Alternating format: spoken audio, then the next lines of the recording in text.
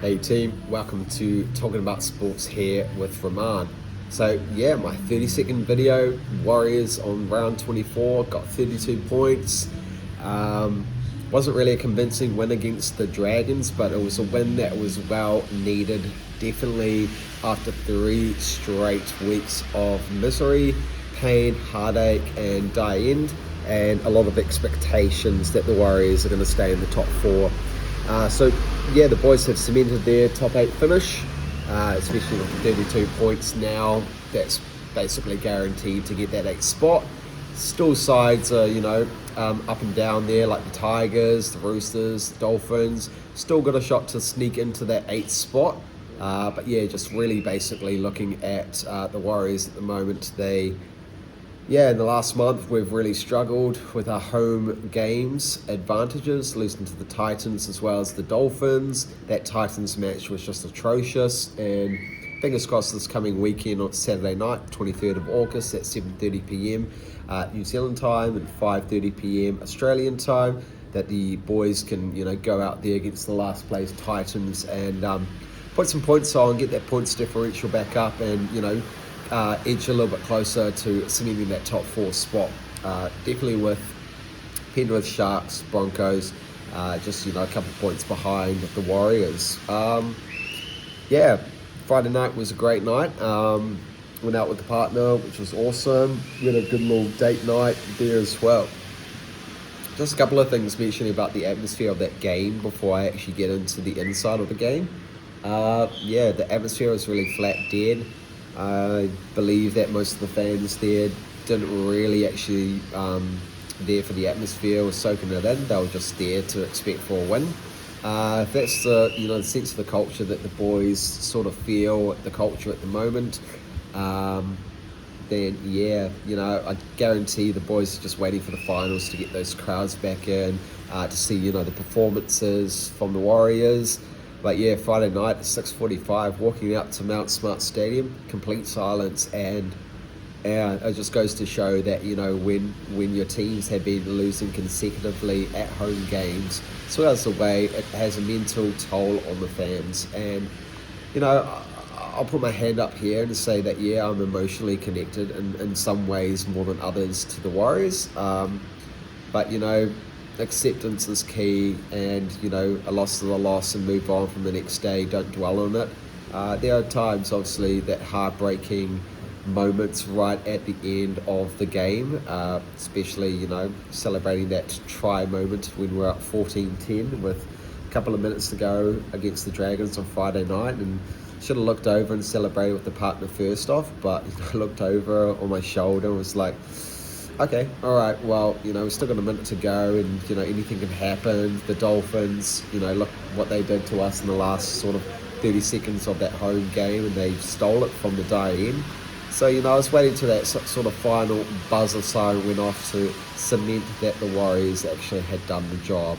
And, off the back of a bit of scrappy offense to get that first try, 10-4 in the first half from Chanel Harris-Tavita, then with Adam Pompey, scoring a late try to lock it up at 10-all. There seemed to be a little bit more direction with the kicking game from Tanner Boyd in the sides.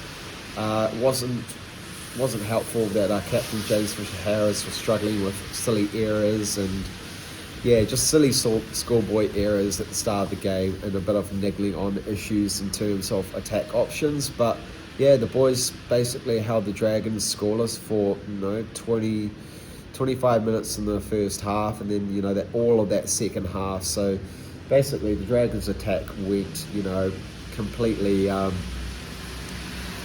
empty, shallow, flat from 20th minute into the first half. So the Warriors did well defensively, but I think also it was a bit of cat and mouse who was going to score the first and last try. And it was just good to get the boys back on their foot, a bit of confidence going into this Titans game on Saturday.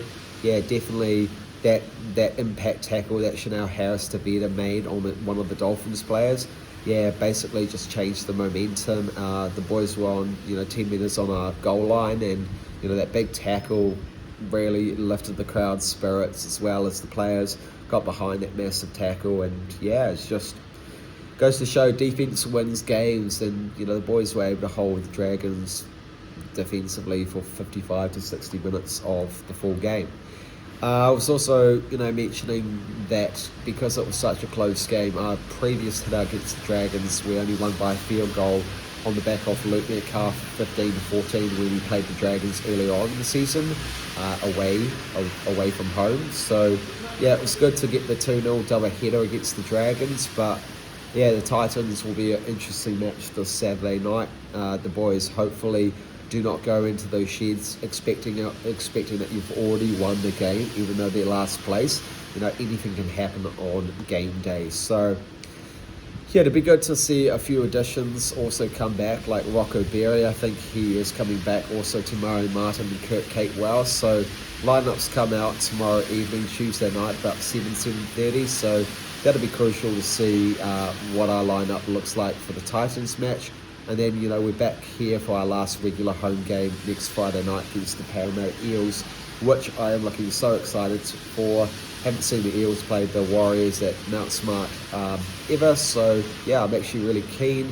And I do believe back in the past that the Eels had been a bit of a bogey team for the Warriors, especially when I first started watching the Warriors from about 2011 onwards.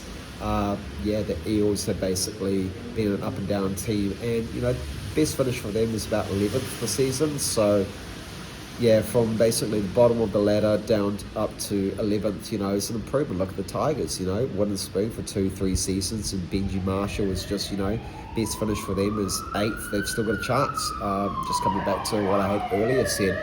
So I fully don't believe yet that this is the top 8. There's still that top 8, 7th spot up for grabs, but yeah, as we've got 3 weeks left to go, do your predictions, see who's going to be in the top 8. I've already done mine, but yeah, each week is going to be a chop and change based on the TAB odds, who the favourites are, and yeah, it'd be good to see the Raiders secure the minor premiership as well.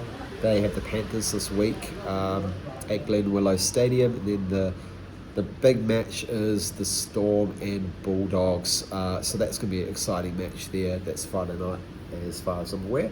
But yeah, that's just a small little insight with me. It's really good that the boys stepped up in terms of the injuries and players that we have available.